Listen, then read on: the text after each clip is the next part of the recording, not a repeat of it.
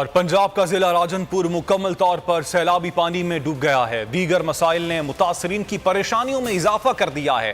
متاثرین کو سیلاب سے کتنا متاثر کیا ہے اور اس وقت ان کو کیا کیا مسائل درپیش ہیں، اس حوالے سے مزید تفصیلات معلوم کر لیتے ہیں بیورو ہیڈ ملتان جاوید اقبال امگر سے۔ جاوید، اپڈیٹ کیجئے گا۔ جی بالکل، راجنپور میں بھی سیلاب نے بڑے پیمانے پر تباہی مچائی ہے۔ لوگ بے یار و مددگار ہو گئے ہیں، بے آسرا ہو گئے ہیں اور بے گھر ہو گئے ہیں۔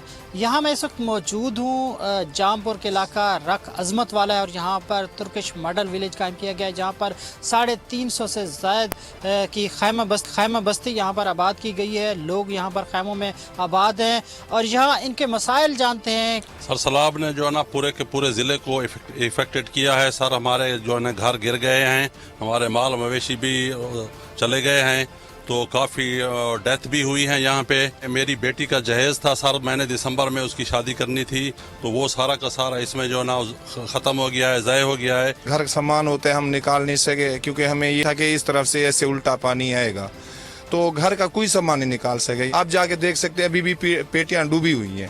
جامپور اور داجل کے درمیان میں اس وقت موجود ہوں اور یہاں صورتحال جو دیکھنے میں آ رہی ہے کہ اب بھی رات کا اس وقت لوگ باہر بیٹھے ہوئے ہیں، بچوں کے ساتھ، خواتین کے ساتھ۔ ٹھیک ہے، شکریہ جاوید اقبال، آگاہ کر رہے تھے۔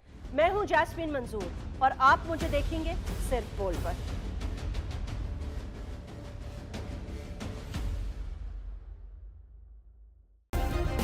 سبسکرائب کریں اور بیل دبائیں تاکہ کوئی خبر رہ نہ جائے۔